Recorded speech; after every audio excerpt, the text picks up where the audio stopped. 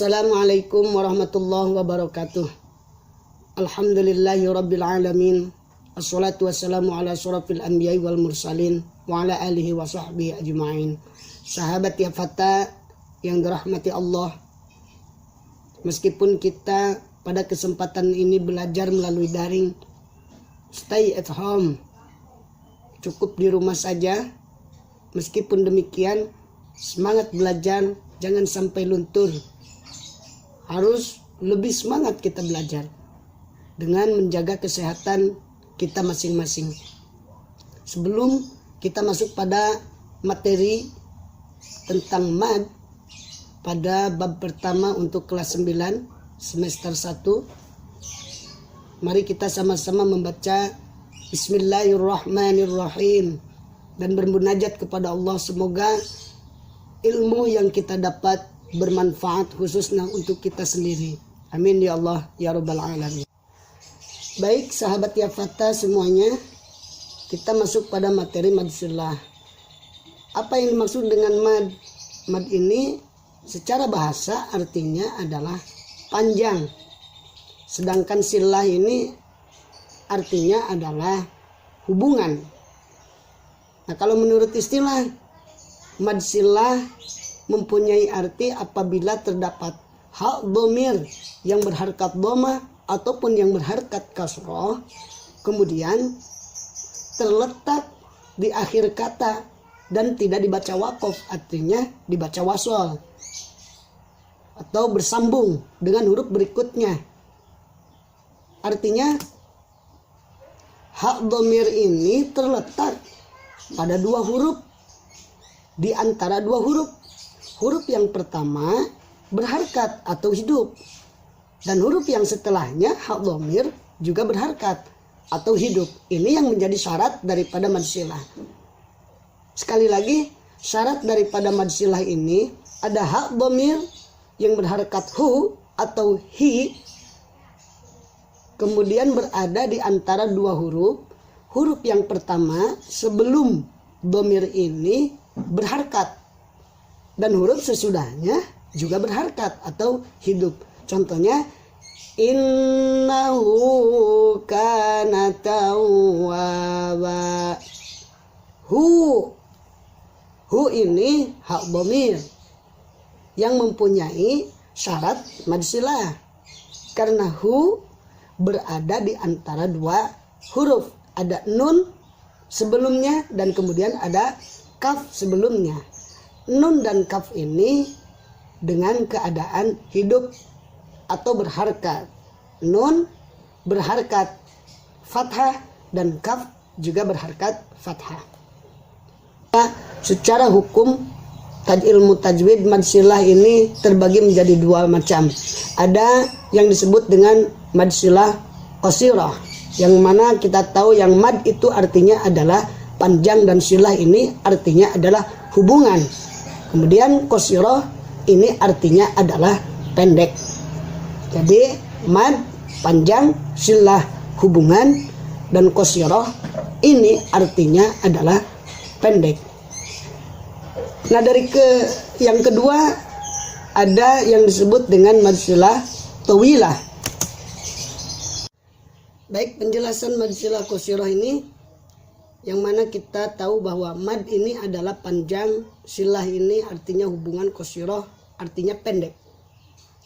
Nah, dengan ketentuan secara istilah, secara ilmu tajwid, mad silah qasirah ini apabila ada hak dhamir berharkat dhamma atau kasroh yang terletak di akhir kata, yang kemudian tidak dibaca wakof, artinya bersambung dengan huruf sesudahnya.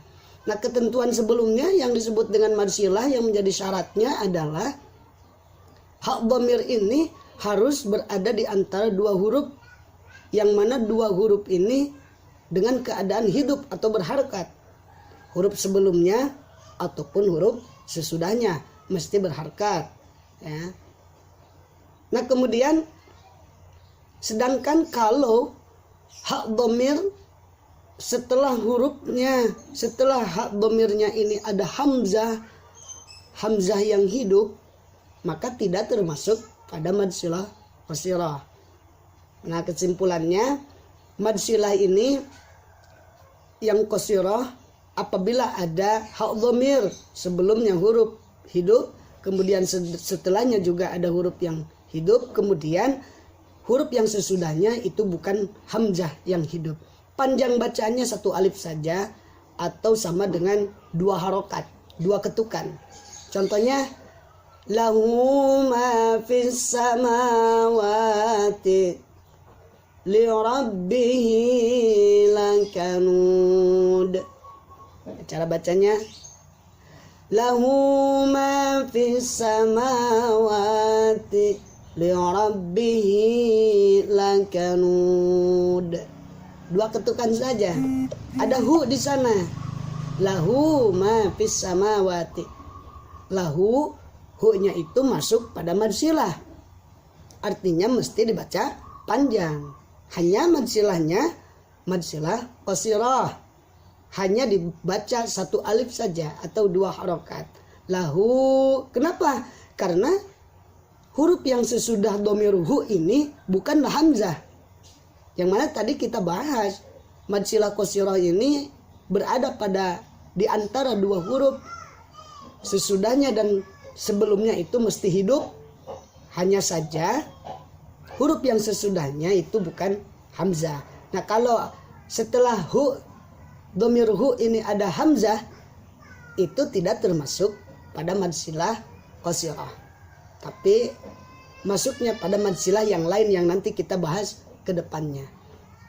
Nah, anak-anak sahabat Yafata semuanya silahkan kalian lebih pahami lagi. Dan yang kedua ada mad silah tawilah. Mad ini panjang, silah ini hubungan, tawilah ini juga artinya panjang secara bahasa. Sedangkan secara ilmu tajwid yang disebut dengan mad silah tawilah ini adalah terjadi ketika apabila ada hak dhamir yang berharkat dhammah hu maupun yang berharkat kasroh hi yang terletak di akhir kata dan kemudian tidak dibaca waqaf, artinya dibaca wasal, ya. Yang mana ketentuannya mad silah ini, saya ulang, bahwa dhamir hu atau hi berada di antara 2 kalimat, huruf yang pertama hidup dan yang kedua juga hidup. Nah, setelah dhamir hu atau dhamir hi ini dalam mad silah tawilah berbeda dengan mad silah qasirah.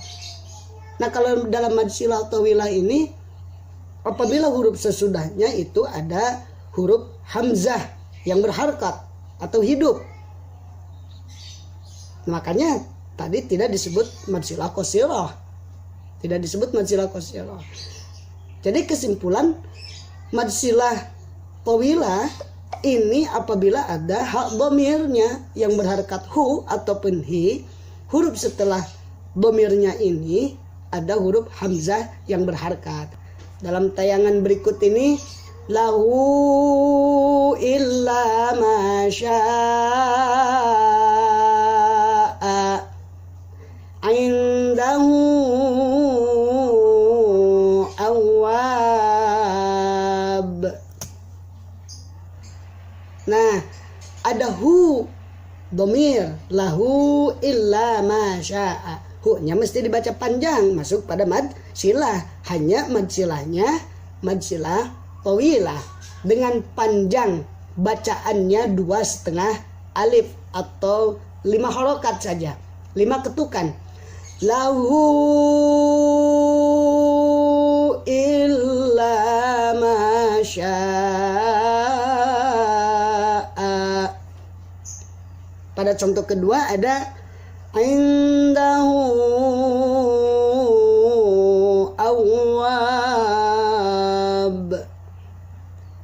Hu pada contoh ayat kedua indahu awwab. Kemudian kecuali ini yang dibaca meskipun ya berbentuk hu, tapi meskipun ini dhamir tapi dibacanya tidak panjang. Contoh pada surat Az-Zumar ayat ke-7.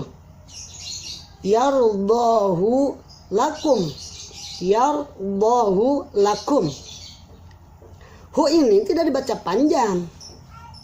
Ya, tidak dibaca panjang. Karena apa?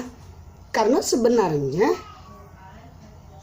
dhamir hu yang ada pada kalimat yardahu ini sebelumnya adalah ada huruf yang berharakat sukun. Karena asal daripada yardahu ini adalah rodiya. Yardahu. Jadi ada huruf yang bersukun, makanya hu tidak dibaca panjang. Kemudian ada pada surah Al-Furqan ayat 69. Fihi muhana. Hi ini mesti dibaca panjang, mad. Kenapa?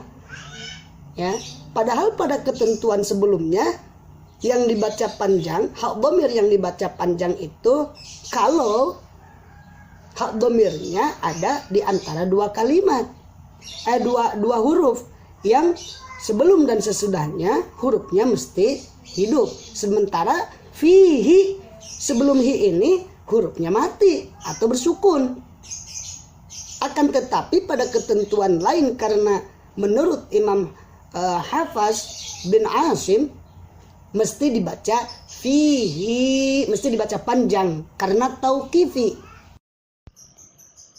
Tauqifi ini artinya bacaan yang diterima langsung dari Rasulullah Shallallahu Alaihi Wasallam. Jadi bukan ijtihadi.